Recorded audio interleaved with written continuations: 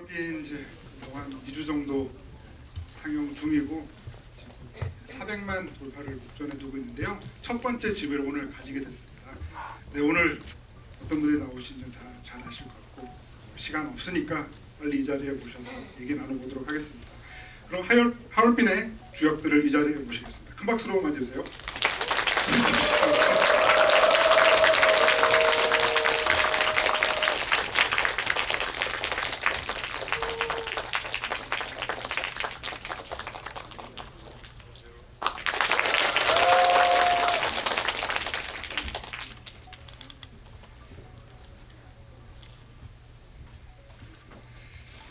네, 박스오피스에서 2주 연속 계속 1위를 차지를 하고 있고요.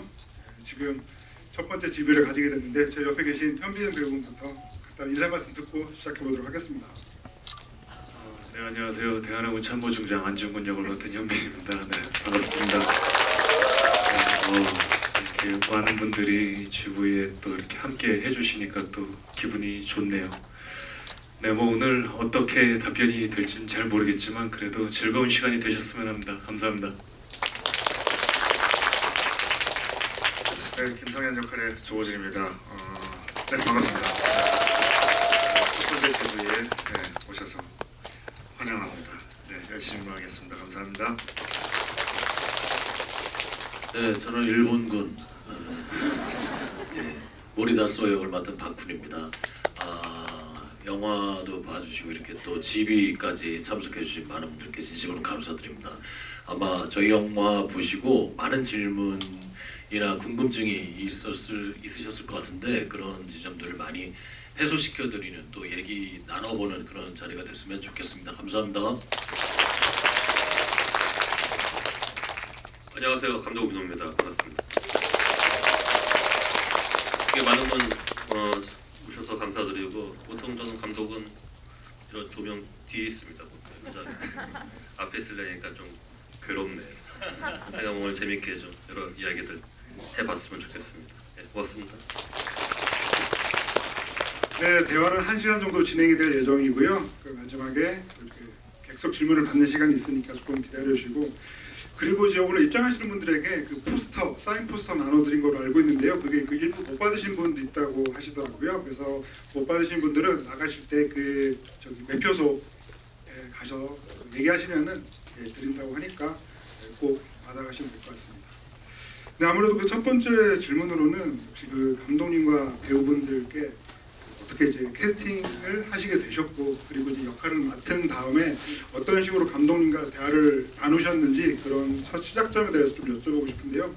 먼저 그 현빈 배우 같은 경우에는吴민호 감독님께서 다른 대안의 배우를 찾는 것 없이 계속 이제 현빈 배우를 염두에 두셨다고 알고 있고 근데 또 이제 현빈 배우분께서는 아무래도 그 역할의 무게감 때문인지 몇 번 역할을 이렇게 묘사하셨다고 알고 있는데요. 그 얘기부터 좀 들으면서 시작해보면 어떨까 싶습니다. 우리 현빈 배우 그리고 조우진 배우, 박훈 배우 제가 세 분을 캐스팅을 했는데 가장 애를 먹었어요. 현빈 배우. 너무 힘들었어. 우리 조우진 배우는 뭐 저랑 인연이 많고 박훈 배우는 저랑 작품을 같이 했기 때문에 생각보다 되게 쉽게 했는데 현빈 배우는 뭐 저랑 이제 해보지 않았으니까 뭐 제가 어떤 사람인지도 모르고 계속 도망다니더라. 끝까지 쫓아다녔습니다. 영화 보셔서 알겠지만은 될 때까지 하라고 안중 장군께서 그랬으니까 그 마음을 가지고 제가 뭐 될 때까지 저는 한 3번 만에 이제 승낙을 하시더라고요. 물론 이제 안중근 장군을 한다는 어떤 그 부경함이 있던 말로 표현할 수 없었겠죠. 근데 아마 10번, 11번 계속 했을 거예요. 될 때까지 정말. 그 정도로 공을 좀 많이 들였던 배우였습니다. 처음 만났을 때 아직도 기억이 남는데 제가 웬만해서는 남자한테 첫눈 안 반하는데 정말로 첫눈에 반했어요. 정말로. 제가 이병헌 선배랑도 작품을 해봤고 송강호 선배님이랑도 해봤지만은 물론 그분들은 그분들의 아우라가 있죠. 근데 정말 현빈 배우는 제가 여태까지 본 배우 중에서 뭔가 좀 외모적으로 완벽했습니다. 놀랬어요 정말. 와, 그래갖고 제가 근데 그날은 이제 처음 미팅이었는데 그냥 해보자. 감독님 근데 안중근 장군은 그 무게감이 제가 견디기가 쉽지 않습니다. 당연히 안 됐죠. 안 될 줄 알았어요. 그래서 끝날 때 알겠다고. 일단 오늘 여기서 헤어지고 대신 한번 이렇게 포옹 한번 해도 되겠냐고. 그래서 포옹을 한번 이렇게 하고 헤어졌던 기억이 나는데 그 정도로 뭐 현빈 배우의 어떤 눈빛을 통해서 제가 봤던 안중근의 느낌이 있었습니다. 저는 되게 영웅 안중근 그 너머에 그 인간의 안중근을 좀 그려보고 싶었거든요. 고뇌의 십사였던 때로는 두려움의 십사였던 그분의 모습 우리가 잘 모르는 저는 그게 현빈 배우가 갖고 있는 어떤 눈빛에 있었다고 봅니다. 그래서 현빈 배우를 캐스팅하게 됐죠. 그 현빈 배우분의 기억은 어떠신지도 좀 여쭤봐야 될 것 같은데요. 일단 감독님이랑 처음 미팅을 했을 때 감독님의 그 열정과 에너지가 어마어마했었어요. 이 작품을 하고자 하는 의지와 그리고 이 작품으로 해서 또 보여주고 싶은 어떤 것들이 정확하셨었고 또 그거에 대한 에너지가 원체 세서 근데 배우 입장에서는 실존 인물을 연기한다는 게 굉장히 큰 부담감이에요. 그러다 보니까 더군다나 또 안중근 장군 같은 경우는 우리나라에서 그 존재감과 그 상징성이 엄청나잖아요. 그러다 보니까 처음에 이렇게 거절을 하게 됐고 또 다음에 또 뵀을 때 또 얘기를 하시는데 조금씩 시나리오를 좀 바꿔서 보여주셨어요. 그래서 또 그걸 읽어보고 또 만나고 근데 저도 당연히 배우 입장에서는 우민호 감독님과 작품을 하고 싶은 배우 중에 한 명이었고 근데 하필 저한테 왜 이 책을 주셨을까 다른 책이었으면 흔쾌히 했을 텐데 이런 생각도 했었는데 근데 감독님의 그 에너지와 열정 이런 것들이 계속 오기도 했었고 또 반대로 생각해 보니까 제가 배우 생활을 하면서 이렇게 훌륭하신 분을 연기할 수 있을 기회가 얼마나 나한테 찾아올까 그리고 또 이런 기회를 얻을 수 있는 배우가 몇 명이나 될까라고 생각했을 때는 굉장히 큰 축복이고 감사함이더라고요. 그래서 감독님을 믿고 또 한번 열심히 해보자라고 해서 이제 결국은 네 감독님에 넘어갔습니다. 네. 그렇게 최종 결정하실 때 그 우민호 감독님과의 그 포옹이 어느 정도 영향을 좀 미쳤나요? 쏙 들어오셨어요. 네, 그럼 그 조우진 배우에 대해서 여쭤보고 싶은데요. 역시 그 조우진 배우는 이전에 감독님하고 내부자들 또 마야광을 함께 하셨고 뭔가 이 작품을 보고 있으면 역시 그 우민호 감독님이 이른바 조우진 사용 설명서 같은 게 있다고 하면 그걸 정말 잘 아시는구나라는 생각이 들었는데요. 마찬가지로 그 조우진 배우 캐스팅과 그 얘기에 대해서 좀 여쭤보고 싶습니다. 조우진 배우는 제가 발굴했습니다. 솔직히 여러분도 아시겠지만 내부자들에서 저한테는 그게 큰 행운이었다고 생각해요. 제가 아니었으면 분명히 다른 감독에 의해서 발굴됐을 겁니다. 제가 먼저 한 거죠. 그건 저한테 행운이었습니다. 저랑 이제는 3개째인데 사실 조우진 배우한테는 크게 디렉션을 별로 안 줬어요. 이제 서로가 눈빛만 봐도 알아요. 딱 보더라도 그래서 그렇게 이런 느낌이죠.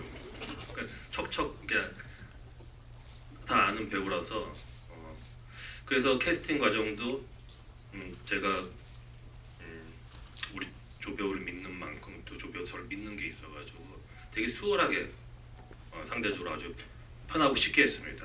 근데 사실 책도 안 보고 했어요. 책도 안 보고 하겠다고 그랬어요. 제가 속으로 다행이라고 생각을 했습니다. 왜냐면은 책을 봤으면 아마 못하겠다고 했을 수도 있었을 거예요. 왜냐면 여러분 영화 보셨겠지만 제가 되게 힘든 캐릭터거든요. 그래서 제가 이제 전화 끊고 나서 그래 제가 녹음 다 따왔어요. 그래서 정말 나중에 보고서는 책 보고 나서는 참 후회를 조금 할 수도 있겠다는 생각이 들었는데 이거지 하다 없이 책을 읽고 나서 벼락같이 전화가 오더라고. 감독님 이거 어떻게 합니까? 이런 식으로. 근데 결국엔 또 조우진 배우는 언제나 그런 것들의 그런 어려움, 힘든 것을 결국엔 또 극복해 가는 또 배우이기 때문에 저는 믿었고 또 되게 그 김상현이라는 역할을 되게 힘든 역할인데 아주 훌륭하게 잘 만들어줬다고 생각을 합니다. 네. 무모한 도전을 했죠. 네. 책도 보기 전에 어려운 역할이 있는데 너라면 할 수 있을 것 같다라고 말씀해 주셔가지고 다른 분도 아니고 우민호 감독님이시니까 네. 감독님 그냥 저 할게요. 네 그렇게 말씀드렸고 그리고 이제 다음날 시나리오를 봤죠. 봤는데 네 그때 결심했습니다. 다시는 이런 무모한 짓을 하지 않겠다. 꼭 책을 읽고 시나리오를 보고 말씀을 드려야 되겠다는 생각을 했고요. 아까 좀 이제 뭐 농담 비슷하게 이렇게 후회라는 단어가 나왔는데 힘들긴 했습니다만은 네, 후회는 단 한 번도 해본 적이 없습니다. 뜻깊은 그런 작품이었고 역할도 굉장히 어려웠고요. 네, 그래서 도전 의식을 불러일으키면은 뭐든지 도전해 해봐야 된다는 저 나름대로의 그 배우로서 모토가 있었기 때문에 또 그 모토에 부합된다면 또 감독님께서 믿고 맡겨주신다면은 당연히 해내야 되지 않을까라는 그런 각오를 하게 만들었던 그런 작품이자 인물이었던 것 같습니다. 이제 여담인데 그 얘기를 하기 한 달 전에 제가 현빈 씨랑 같이 밥을 먹은 적이 있어요. 저는 이제 하얼빈이라는 작품은 그 아주 좋은 작품에 안중근 의사의 역할을 하게 됐다는 소식을 저는 이미 듣고 있었거든요. 그때 진짜 남의 집 얘기하듯이 그래 잘하고 와라 정말 힘들 텐데 굉장히 부담감을 많이 갖고 있었어요. 현빈 씨께서. 그래서 화이팅 그랬는데 불과 한 달 딱 지나자마자 저도 같이 하게 됐다고 화이팅 같이 이렇게 외치고 있고 네 그랬었어요. 네. 그리고 이제 박훈 배우 같은 경우는 뭐 관객 입장에서는 이제 감독님과의 첫 만남이지만 사실 그 전에 이제 감독님의 전작인 남산의 부장들에서 그 통편집의 아픔을 좀 겪으셨잖아요. 그래서 이번 작품은 또 어떻게 또 얘기를 나누고 하셨는지 좀 궁금합니다.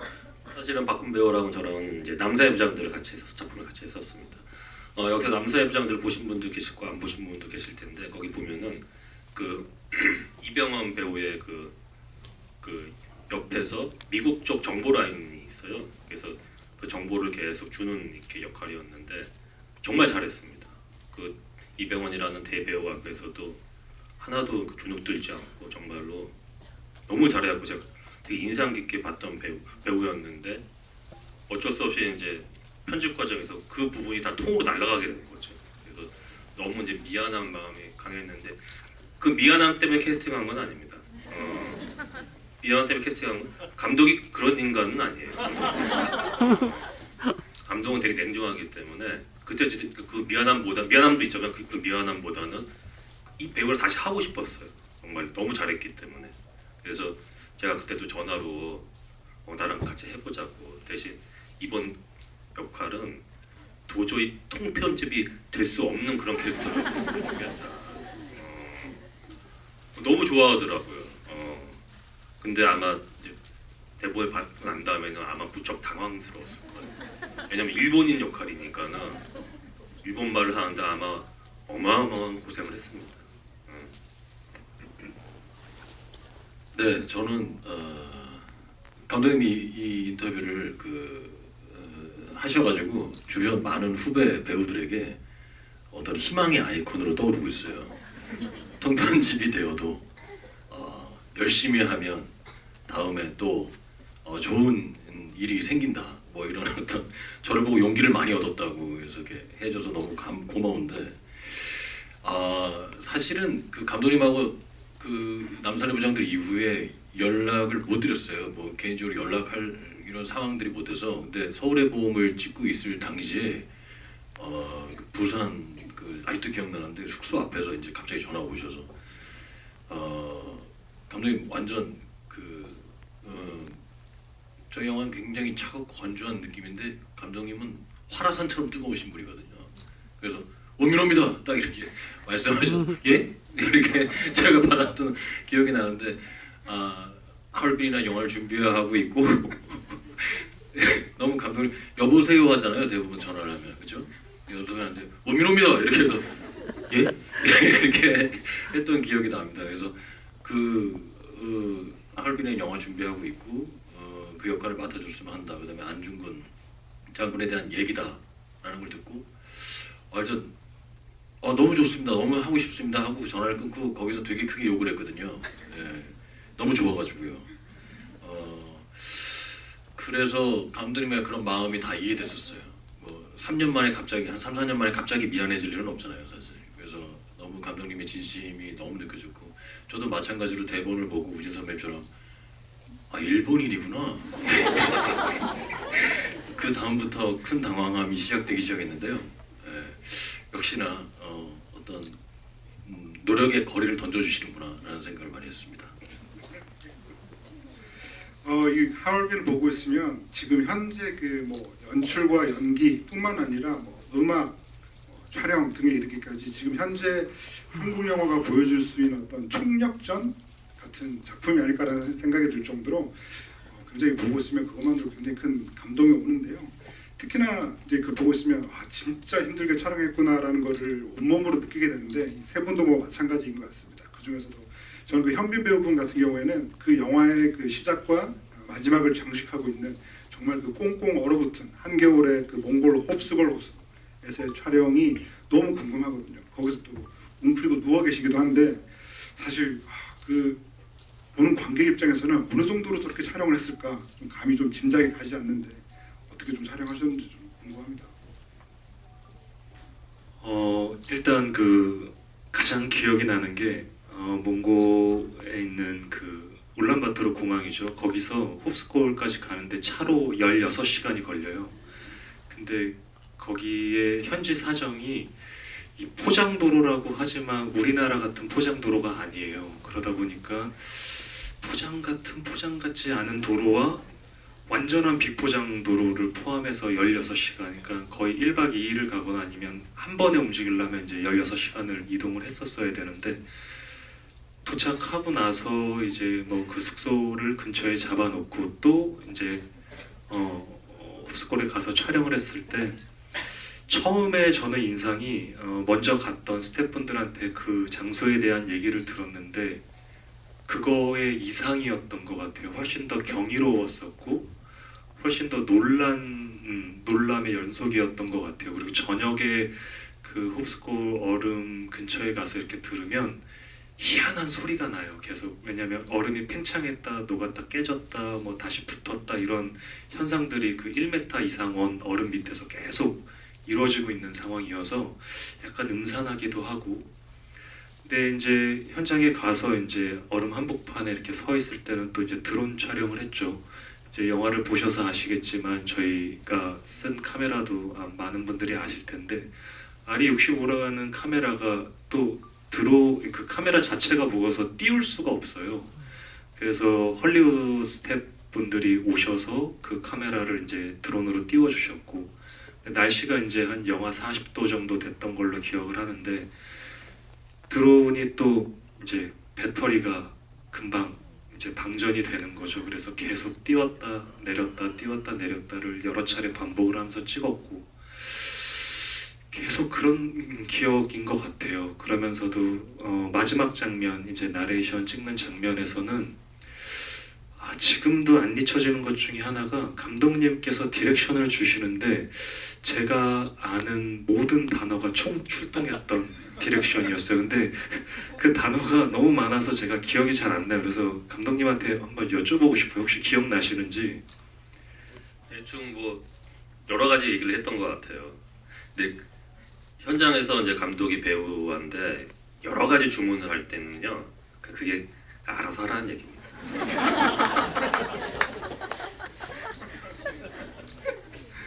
네. 알아서 정말로 잘 보셨지만 알아서 잘 했잖아요. 우리 현빈 배우가 너무나도 기가 막히게요. 그렇죠? 예. 전 조우주 배우의 그 연기 장면 중에서는 역시 그 고문당하는 장면이 가장 좀 기억에 남아요. 왜 그러냐면 사실 이 영화가 그 굉장히 강렬한 그 명함의 대비를 보여주는 장면들이 굉장히 많은데 그 순간만큼은 정말 이 피할 수 없는 그냥 완전히 발가벗겨진 그런 느낌을 주면서 더군다나 이제 이 김상현 캐릭터가 어려운 이유는 마치 우리도 뭐 그런 얘기를 하잖아요. 내가 과연 그 시대로 갔으면 독립운동을 했을까, 변절하지 않을 수 있었을까라는 그런 생각들을 그대로 또 그 캐릭터에 대입할 수 있기 때문에 그 계속 명함의 대비가 그 강렬하게 이어져 오던 영화가 그 순간 너무 관객 자신도 이렇게 발가벗겨진 느낌이 들어서 굉장히 인상적이었는데 그 장면 좀 여쭤보고 싶습니다. 네, 고문 씨는 저희 라트비아 촬영 로케이션의 맨 마지막 촬영이기도 했고, 그리고 김상현 캐릭터의 마지막 촬영이었습니다. 스케줄표를 이렇게 딱 봤더니 고문 씨는 맨 마지막에 가 있더라고요. 그래서 그때부터 저는 계속 곡기를 끊고, 네, 진짜 안 먹었어요. 안 먹고 뭐 저녁에 이제 배우들끼리 모여서 뭐 먹으면은 이제 조금씩 같이 먹고, 예, 가끔씩은 뭐 빈속에다가 쓴술도 이렇게 들이키고 뭐 그렇게 했었는데, 절대 그 살집이란 그게 있으면 안 된다고 생각했어요. 그 결핍의 시대에 살았던 사람이고, 또 감독님께서 주문하시기를 진짜 유약하고 예민하고 깡마른 지식인의 모습이었으면 좋겠다라는 말씀이 있으셨기 때문에 거기에 최대한 부응을 하려고 진짜 안 먹었고요. 예.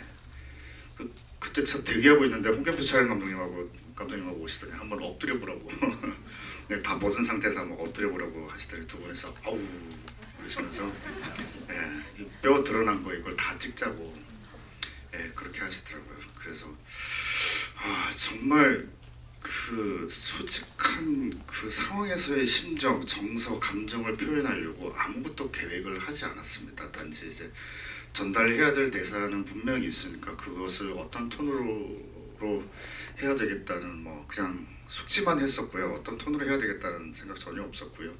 나중에 저도 봤더니 모니터를 바로 못했고요. 사실은 맨정신이 아니었기 때문에 후에 봤을 때 살면서 저한테 저런 소리가 날 줄 정말 몰랐었어요. 이 고문이 보통 그 신체를 가해하면서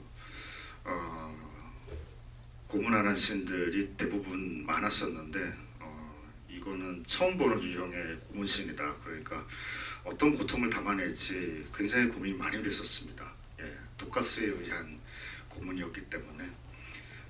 그래서 정말 살고자 갈구하는 그 인물이 이 고문신에서 인물의 그 고통이 고스란히 드러나야 앞뒤의 장면이 다 빌드업에 굉장히 도움이 될 것이다라고 판단했었거든요. 그래서 그때까지 저는 감정적으로 정서적으로 혼자 고립됐었고, 더 바닥이 있을까? 감정에 더 바닥이 있을까? 네, 그렇게 계속 밑으로 파고 내려갔었던, 네, 그런 기억인데, 과연 몇 번이나 찍을 수 있을까라고도 생각도 안 했고, 두 번째 테이크 때인가 아마 그때 감독님께서 두 번째 테이크 찍을 때 오셔서 저는 그냥 엎드려 있었고요. 엎드려 있는데 이 공간을 카메라 앵글하고 상관없이 홍경표 촬영 감독이 다 잡아줄 테니까 다 세팅을 해놨으니까 마음껏 움직이라고, 예, 그 고통을 그대로 표현해 해보라는 거죠. 느껴지는 고통을 그대로 표현해 해보라고 하셔서 했는데, 그 두 번째 테이크가 끝나고 나서 이제 무슨 디렉션이 올까, 뭐 그렇게 또 엎드려서 있는데 감독님께서 갑자기 손을 이렇게 딱 내미시더라고요. 수고했다고. 그러고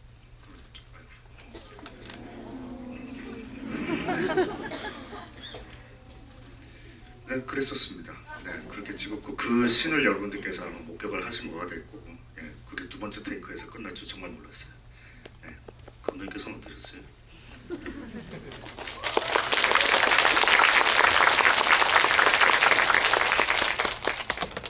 그런 씬을 찍을 때는 일단 뭐 배우가 제일 고통스럽죠. 근데 감독도 되게 고통스럽습니다. 그걸 지켜보는 입장에서. 우리는 동지거든요. 근데 그 배우가 그 연기를 할 때, 아까 현빈 씨도 마찬가지지만 그 호카의 40도에서 안중근의 얼굴을 여러분 보셔서 알겠지만 한 가지 어떤 말로 정의될 수 없는 얼굴이길 저는 바랬어요. 그런 얘기들을 주문을 했고 계속.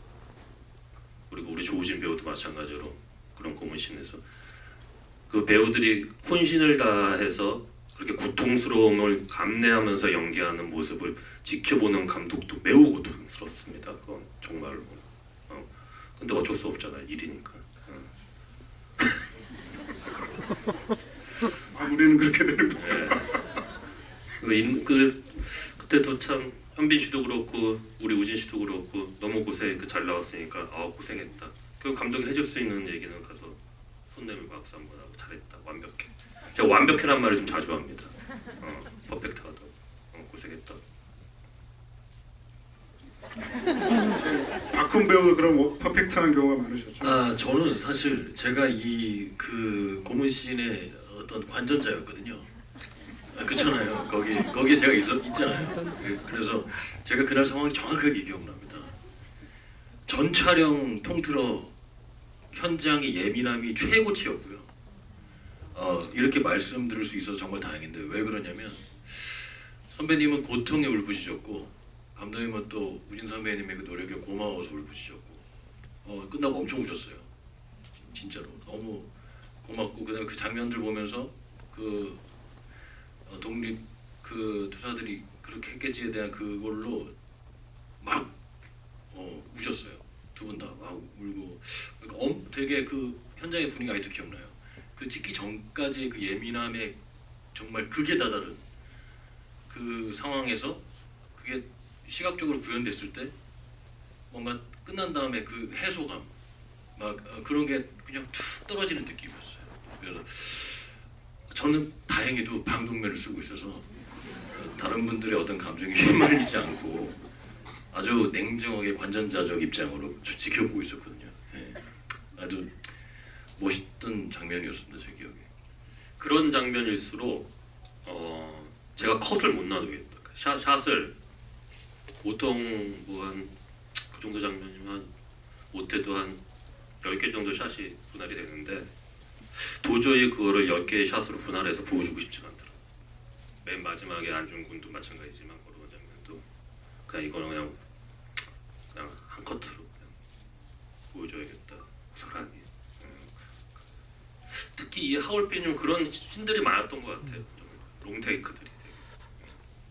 그런 장면을 끝내고 난 다음에 이렇게 얘기를 주고받으시는 네 분의 모습이 뭔가 그 작품 속 그 단지회 이론들 같은 그런 느낌을 주지 않나라는 생각이 들고요. 그리고 박훈 배우분 같은 경우에도 사실 어떻게 보면은 이제 가상의 인물이기도 한데 그 이제 끝까지 이렇게 안중근을 쫓는 그 모습을 보고 있으면은 어떻게 보면 이제 안중근에 의해서 한번 살아난 사람이잖아요. 그랬던 사람이 뭔가 죽을 길을 가로챈 뭐 안중근이 나를 모욕했다고 느껴서 그랬던 건지 아니면 어떤 다른 이유가 있었는지 끝까지 추적하는 그 마음 같은 것도 좀 궁금하더라고요. 저는 사실 이것은 이제 감독님과 영화를 들어갈 때 나눈 이 이야기는 안중근 장군과 그 동지들에 대한 이야기입니다라고 이제 모든 배우들에게 얘기했고 그것이 공유가 되었고 그 이야기를 관객 여러분들한테 전달해야겠다라는 측면에서 봤을 때 나 그럼 여기서 모리다스오라는 역할은 어떠한 역할들을 해주어야 하는가를 고민했던 것 같고 저는 좀 더 서사라는 것이 그 캐릭터의 서사라는 것이 연결고리라면 저는 좀 더 상징적으로 생각했던 것 같아요. 캐릭터를 훨씬 더 상징적으로 생각했고 일본 캐릭터가 두 명이 나오는데 한 명이 우리가 너무 다 알고 있는 릴리 프랭키라는 배우가 해준 이토히로부미 역할이고 이제 저의 가상의 인물인 모리다스오가 나오는데 당시 제국주의 일본을 상징적으로 어떻게 표현할 수 있을까라고 고민해봤을 때 이토히로부미의 대사들로 그들의 정신을 표현한다면 어떤 그들의 행태를 모리다스오라는 사람으로 표현할 수 있다고 생각했어요.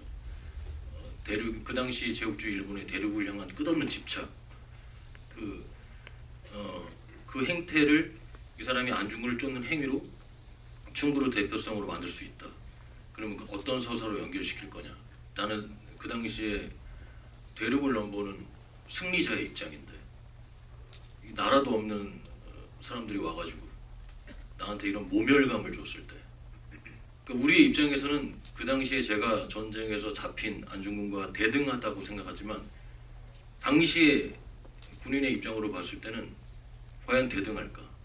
그들을 군대로 인정하지도 않는데 내가 생각하는 되게 하등의 사람들이 그런 사람들한테 잡혀서 내가 풀려났을 때 그 모멸감과 그런 걸로 굉장히 집착적 성격이 강해졌다고 생각했고 또 감독님이 그런 것들을 어떤 서사의 스토리나 이런 것들을 표현하기보단 함축적으로 상징적으로 어떤 모습으로 구현할 수 있을까 해서 삭발을 하자고 이제 제안을 해주셨고 저도 이 안중근을 만난 다음에 이 사람의 변화되고 더 집착적이고 더 이 제국주의나 공주의 몰입된 모습을 보여주는 것을 그 모습으로 표현하는 것이 너무 좋다라는 생각이 들었고 그래서 정말 감독님이 처음부터 주문하셨던 거였어요. 그 박훈 배우의 없었던 사람들이 못 본 얼굴을 새로운 얼굴을 나는 원한다.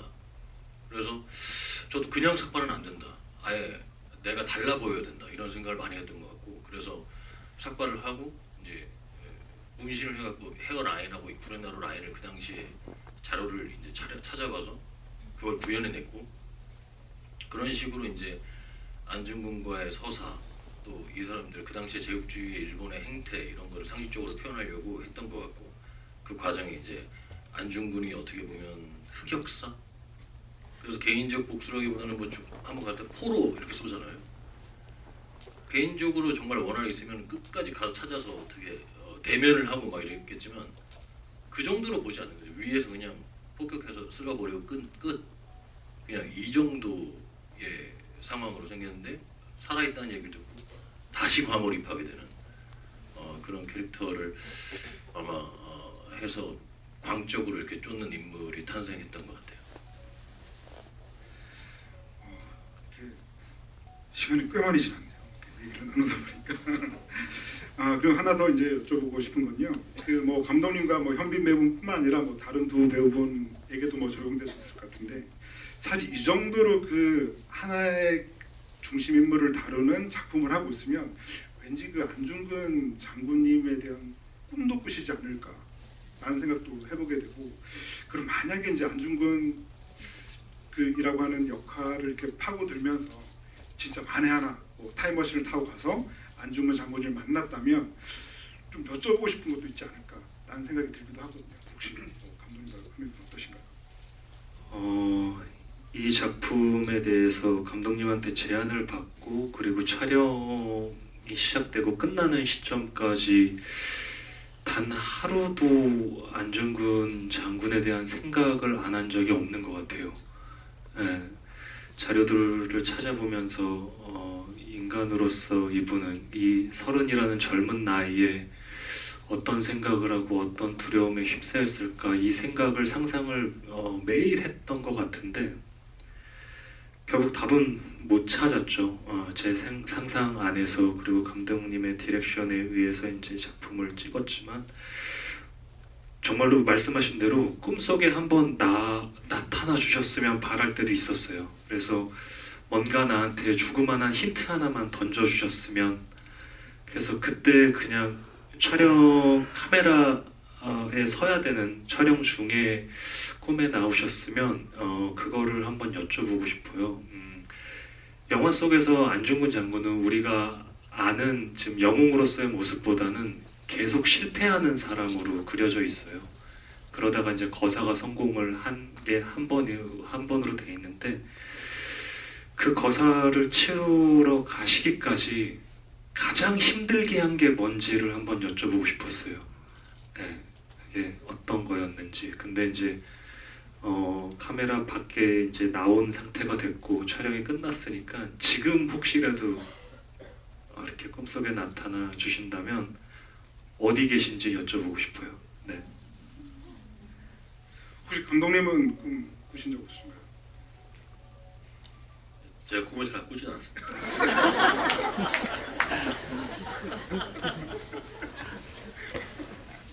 근데 찍으면서 정말로 뭐 안중근 장군님이 우리랑 같이 있다는 생각은 몇 번 이렇게 뭔가 이렇게 느껴진 적은 있었어요. 특히 신화산전도 보셨겠지만은 그 눈이 진짜 눈이에요.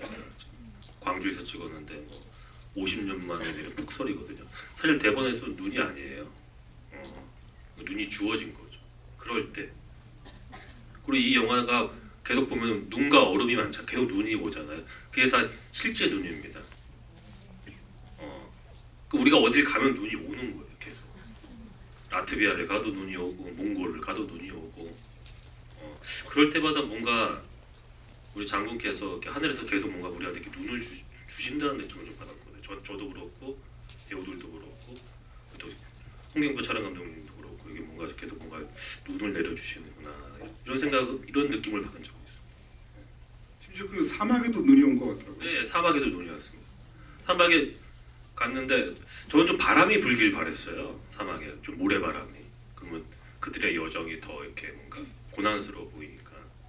그래서 그 헌팅을 갔을 땐 그 모래바람이 불었거든요. 세차게. 그래서 아 이거를 화면에 담으면 되게 좋겠다 이런 생각을 하고서 이제 촬영장 당시에 갔는데 거기에 이제 어마어마한 모래 사막 언덕이라서 산 같은 데라서 이게 발이 푹 빠집니다. 거기까지 올라가기가 너무 힘들어요. 정말 힘겹게 왔는데 바람이 정말 1도 안 불어요. 와, 그러니까 너무 이게 뭐지? 그래서 홍경호 촬영 경평하는 저 홍경 촬영 감독님한테 아, 형님 이거 바람이 없는데 야 기다려봐 뭔가 올 것 같아 이거 그러시더라고요. 근데 정말로 정확하게 얼마 안 있다가 눈이 내리더라고요. 그 사막에서. 또 그런 어떤 신기한 경험들을 좀 했던 것 같아요.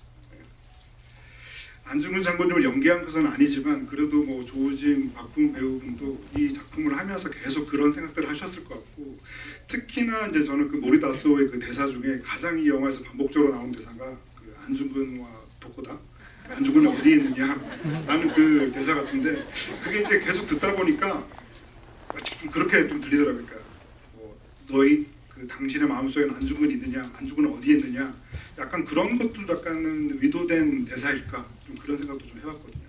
네, 그거 중간에 감독님하고 이제 캐릭터에 대한 얘기를 나누다가 안중근이 어딨냐라는 대사가 있었고 그것을 이제 일본어 선생님이 되게 다양한 방식으로 표현을 원래 바꿔주셨어요.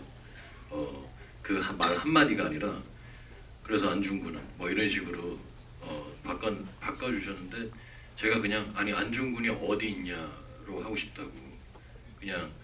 그리고 감독님께도 저는 이 캐릭터가 일본 제국주의 일본의 군인 캐릭터지만 관객한테 당신의 마음속에 안중근은 어디 있냐라고 질문을 던지는 캐릭터였으면 좋겠다.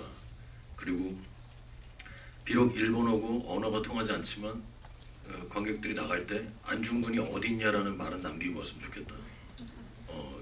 그래서 스스로 질문해봤으면 좋겠다.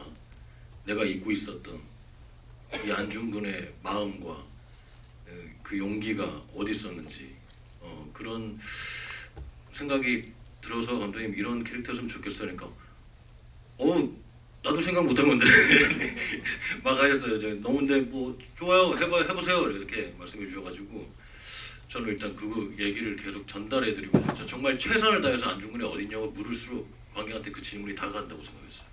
그래서 계속 물었던 것 같아요.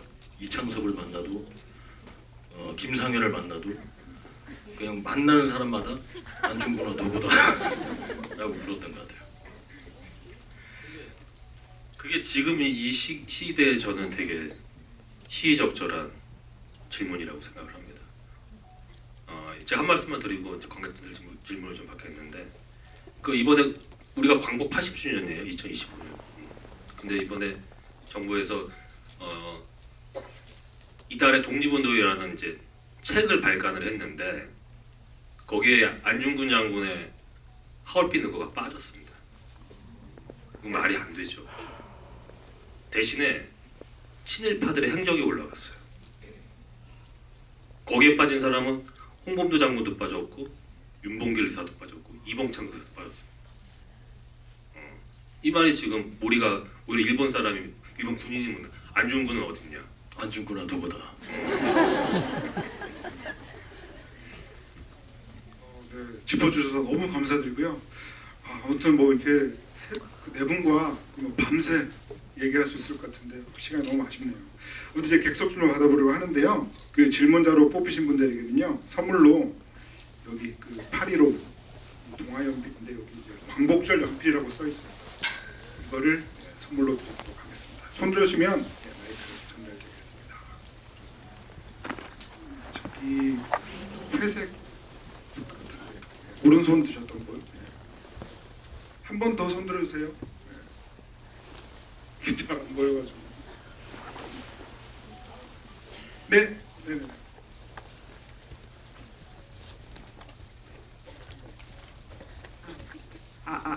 네, 안녕하세요. 저는 촬영할 때 그 빛의 대비에 대해서도 아까 말씀해 주셨는데 김상현과 우덕순이 마지막으로 그 창고 안에서 대화를 할 때도 빛의 대비가 눈에 띄었는데 보통 빛과 어둠 하면은 선한 것이 빛에 있고 악이 어둠에 있잖아요. 근데 그 장면에서는 김상현한테 빛이 비치고 우덕수는 오히려 그림자 속에 있더라고요. 그래서 그 부분 연출에 대해서 어떻게 의도를 하고 연출하셨는지 궁금해서 그거 여쭤보고 싶습니다.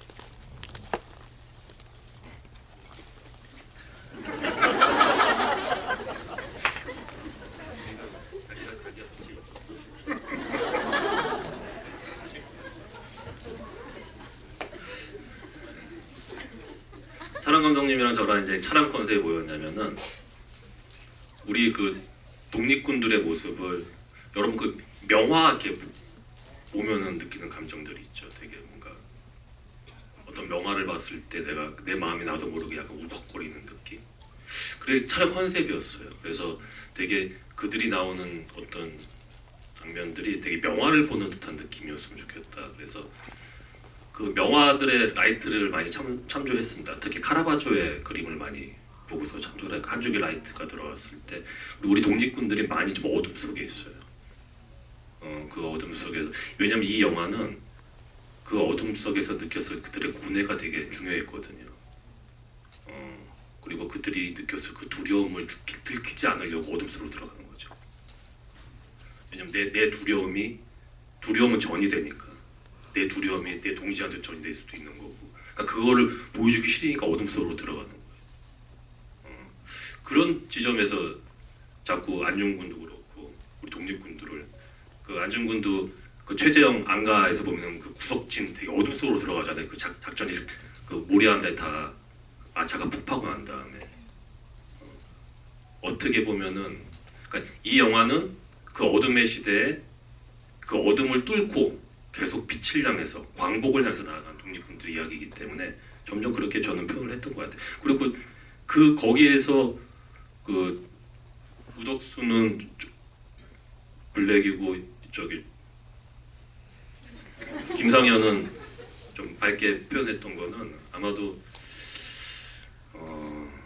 그 좀 더 우리는 이미 알고 있잖아요. 김상현이 밀정이라는 사실 그 씬에서 다 그러니까는 그 사람의 환하게 보여줬던 것 같아. 이 사람이 어떻게 할지. 그리고 그걸 알고 있는 우덕수는 또 무엇 죽일지 말지를 잘 안 보여주는 거죠. 그러니까 어떤 결정을 내릴지. 그래서 빛을 그렇게 사용했어요. 그래서. 기존에 작업하셨던 다른 작품들에 비하면 보다 그런 어떤 극단적인 명암 대비 안에서 좀 연기를 하신 건데요. 그리고 배우분들의 그 연기를 좀 어떠셨는지 좀 여쭤보고 싶습니다. 그 공간에 계셨던 소감이라 그럴까요? 저는 그냥 감독님이 지금 그 최재형과 함께했던 시인의 안가 시인을 얘기해 주셔서 지금 생각난 게 그 제가 그날 세트 촬영을 하려고 이제 그 안가 세트에 처음 들어갔을 때 이제 모든 준비를 끝내고 좀 빨리 들어갔어요. 그 공간에 좀 공기나 이런 분위기들을 좀 몸에 좀 익히고 싶어서. 근데 딱 그 모퉁이 부분만 완전 블랙 상태였어요. 그리고 원래는 의자 하나가 그 침대 옆에 놔져 있었는데 원래는 안중근이 거기 의자에 앉아 있었으면 좋겠다가 시작이었었는데 그 공간을 보고 제가 감독님한테 역으로 좀 제안을 했어요.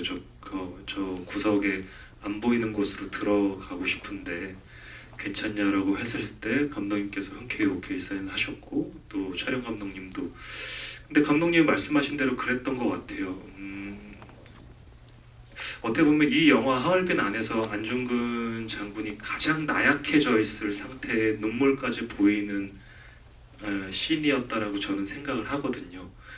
근데 그거를 감독님 말씀대로 누군가에게 보여주고 싶진 않은데 그래도 계속 뭔가 동지들이 이럴까 두려워하는 이 마음이 계속해서 안중근한테 반대로 올라오고 있는 상태였었고 그러다가 이제 최재형을 봤을 때 눈이 잠깐 빛 쪽으로 이렇게 나오게 되면서 이제 눈이 이제 보이죠. 근데 이런 것들이 저는 감독님이 의도하신 것도 그렇고 저도 안중근 장군을 이렇게 우리 영화에서 보여줄 때는 굉장히 좋은 요소가 아니었나라는 생각이 듭니다. 네. 약간 부연 설명 기억이 났습니다. 그 날이 정말로 현빈 배우가 와가지고 글로 기어 들어가더라고. 그래서 저는 되게 신기했어요. 근데 그게 안중근이었던 거예요. 그 순간에 그 마음이 자기의 그 가장 불안하고 두려웠던 그 순간에 어둠 속으로 들어가는 거죠. 계속 그랬던 것 같아요. 우리 독립군들이 그러면서 계속 빛을 향해서 나아가는 거죠. 그 두 배우분은 또 어떠신가요? 조금씩 다 공통된 마음일 텐데 그런 생각이 들었어요. 뭐 모니터하면서 우리 특히 현빈 씨도 그렇고 어두운 곳에 있을수록 그러니까 밝으면은 눈에 집중하고 사람들이 그렇죠. 관객 여러분들 눈에 집중하고 얼굴에 집중하기 마련인데 어두운 곳으로 가면 몸에 집중을 하게 됩니다.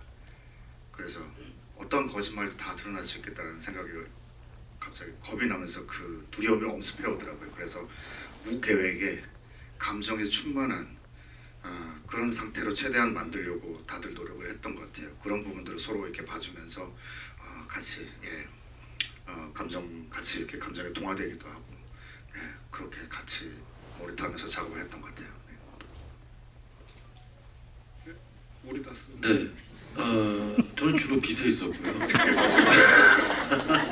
농담이고.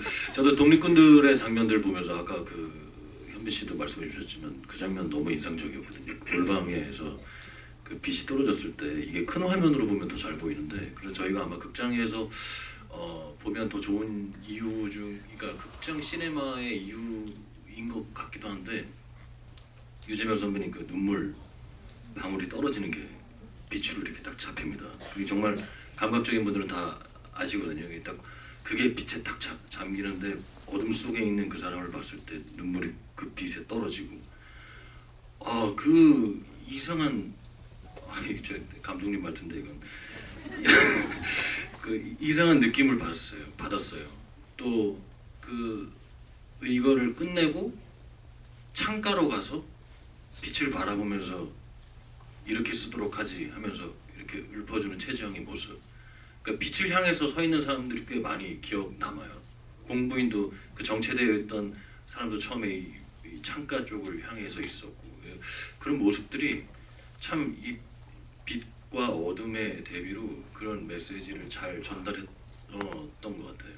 그 최재형 안가에서 그 안중근이 맨 마지막에 그렇게 최재형한테 우리가 싸우지 않으면 먼저 가는 사람들을 아무도 기억하지 못한다.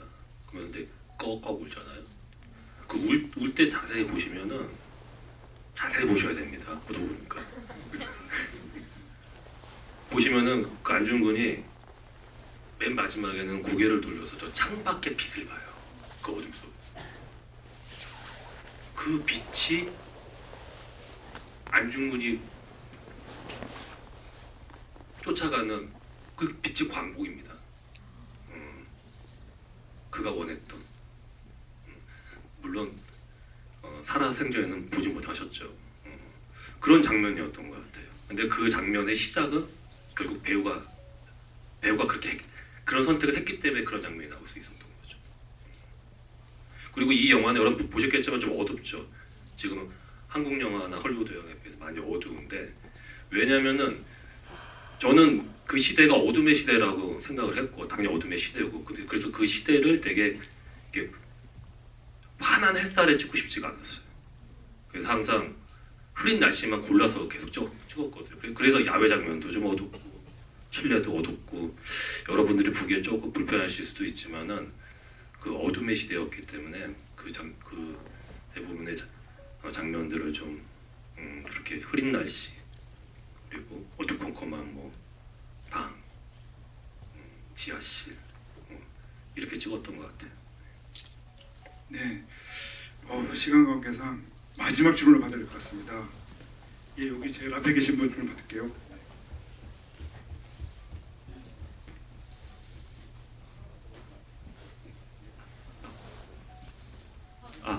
안녕하세요.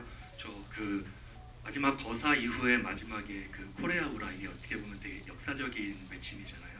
그거를 감독님께서는 그 어떻게 표현하고 싶으셨는지, 그리고 현빈 배우님께서는 그 역할 그 연기를 하기 위해서 어떤 고민을 하셨는지가 좀 궁금합니다. 빠르게 답변드리겠습니다. 시간이 없습니다. 아 정말 좋은 질문입니다.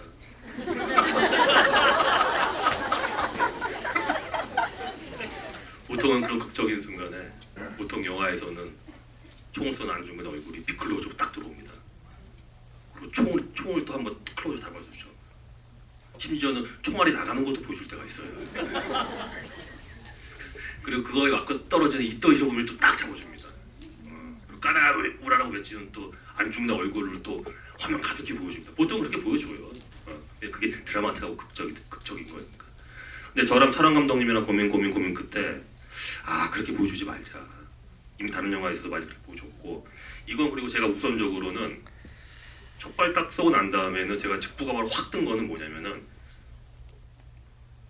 이 영화 보셔서 알겠지만 안중근 장군이 거기에서 성공할 수 있었던 건 수많은 동지들의 희생과 헌신이 있었기 때문에 저는 생각했어요. 그런 영화고. 그래서 그 마지막 순간에 그 거사의 순간에는 그게 이제 먼저 죽은 저 하늘나라의 동지들의 시점으로 찍고 싶었어요. 그 장면을 너무나 보고 싶었던, 간절히 원했던 먼저 죽은 동지들, 그들의 시점으로 찍고 싶어서 그 직후가 선택을 한 겁니다. 감독님께서도 그 의도가 있으셨고, 그리고 또 하나는 저는 그랬던 것 같아요.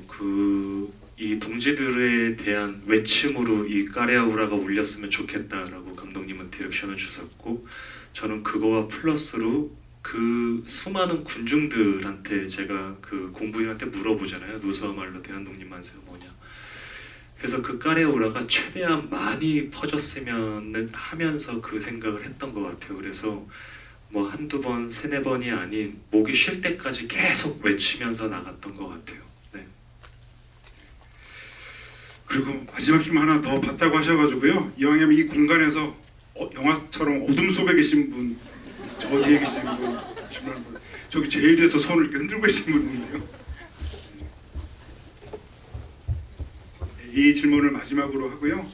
질문해주신 분은 꼭 광복절 연필 받아가시기 바랍니다. 네, 안녕하세요.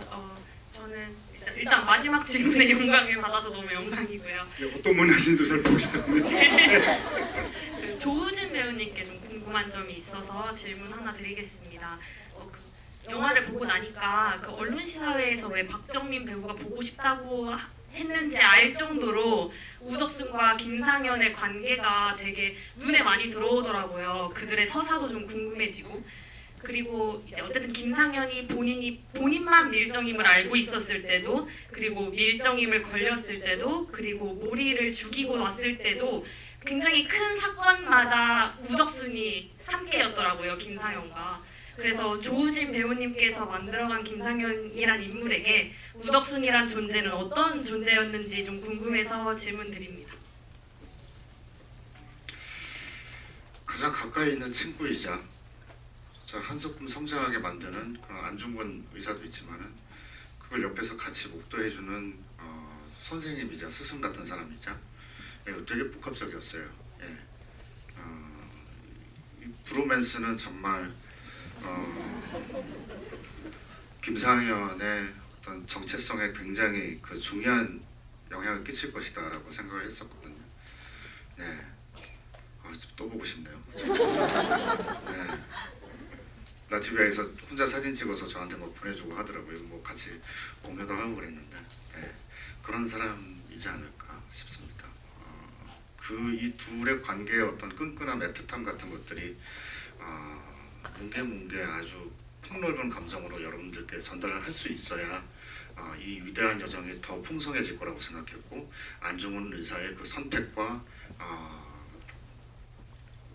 나아가는 여정 자체가 굉장히 더 찬란해지고 더 거룩해질 수 있지 않을까. 그에 굉장히 중요한 영향을 끼칠 수 있지 않을까, 이 둘의 관계가요. 그래서 함께하는 장면, 특히 그 단둘이서 담배 피면서 술 마시는 장면 있잖아요.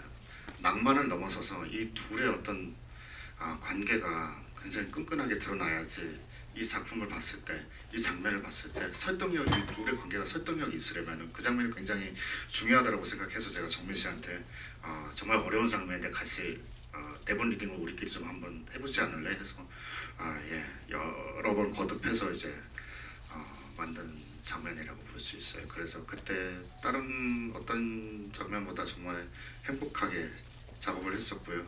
네, 둘이서 그 공연불 얘기하면서 같이 웃잖아요. 대본 리딩을 같이 했으니까 또 그런 어떤 그 배우 또 역할로서 공감대를 좀 형성하면서 낭만도 그렇고 이 여정의 어떤 그 고난 같은 것들도 함께 좀 담겨서 여러분들께 좀 전달할 수 있지 않았나라는 생각을 했습니다. 네. 부연설만 간단하게 하면 빨리 하겠습니다. 삭제된 장면이 있어요 초반에. 그 장면이 이제 아마 여러분들에게 보여줄 기회가 생기면 좋을 것 같은데 그 두 캐릭터에 대해서 김상현은 그 당시에 양반이었습니다. 양반이었고 우덕수는 동학운동을 했던 사람이에요. 설정이. 그래서 양반을 때려잡는 사람이었었죠. 양반이 싫으니까는. 둘의 관계 시작은 그렇게 시작이 됩니다. 근데 나라를 빼앗겼는데 뭐 양반이고 상놈이고 어디 있습니까? 같이 손잡고 싸워야죠. 그런 장면이 있어요. 좀 아쉽긴 했지만은 뭐 편집이 됐는데 아마 추가 장면으로 아마 보실 수 있으실 것 같아요. 저희들이 이렇게 그런 걸 좀 이렇게 릴리스 하려고 하니까는. 시간이 너무 아쉽습니다. 그리고 올해 새 2025년 동계 아시안 게임 어디서 열릴지 다들 아시나요? 2월 7일 하얼빈에서 열리는데요. 그때까지 더 많은 관객이 이 작품을 보면 좋지 않을까 이런 생각을 해보면서 오늘 마무리하면서 그래도 오늘 마지막 인사 말씀 듣고 마무리하도록 하겠습니다. 우선 이렇게 늦은 시간까지 함께 해주셔서 너무 감사하고요. 영화 좋게 보셨다라고 저는 생각하겠습니다. 네, 주변에 아직 안 보신 분들한테 많은 좋은 얘기 해주셨으면 좋겠고요. 저도 뭐 감독님처럼 또 너무 많은 얘기를 또 여러분들과 하고 싶은데 시간상 어쩔 수 없으니까 또 만날 수 있는 기회가 있겠죠. 늘 건강하시고 새해 복 많이 받으십시오. 감사합니다. 네, 정말 감사합니다. 자리해 주셔서 또 소중한 질문 해주셔서 정말 감사합니다. 시원하게 그것을 드릴 수는 없지만 저희가 영화 내용상도 그렇고 오늘 말씀드린 이런 부분들 스포일러는 꼭 좀 지켜주셨으면 좋겠습니다. 네, 아직 안 보신 분들 많으니까요. 네, 부탁드리겠습니다. 오늘 수고해주신 먼저 조정철 편집장님께 박수 한번. 무대 인사 때에도 늘 말씀드리는 건데 다시 또 수백 번 말씀드려도 아깝지 않은 말인 것 같습니다. 제발 무탈하시고요. 건강하시고 행복하시길 빌겠습니다. 새해 복 많이 받으세요. 네, 일단은 이렇게 평일이고 늦은 시간인데 이렇게 극장을 가득 메워주셔서 지비까지 이렇게 해주시는 마음은 진심으로 영화를 사랑하는 마음이 아니면 저는 가능하지 않다라고 생각하거든요. 근래에 극장이 참 힘들다는 얘기를 저희가 영화하는 사람으로서 많이 하는데 저희 영화가 뭐 용기와 어떤 희망에 대해서 이야기하는 영화라면 저도 오늘 좀 이렇게나 영화를 사랑해 주시고 또 하얼빈이라는 영화도 그렇지만 이렇게 영화를 사랑해 주시는 분들이 많구나 하는 그래 괜찮아질 거야 라는 용기와 희망을 얻고 갑니다. 진심으로 참여해 주셔서 감사합니다. 불을 밝혀야 한다. 불을 밝히면 사람들이 모일 것이다. 사람들이 모이면 우린 불을 들고 함께 어둠 속을 걸어갈 것이다. 안중근 장군의 말씀처럼 저는 이 불이 용기고 양심이라고 생각했습니다. 여러분 안중근 장군의 말씀처럼 새해에 양심에 따라서 용기를 내시면 아마 반드시 이루고자 하는 목적을 달성할 수 있을 것입니다. 고맙습니다. 감사합니다.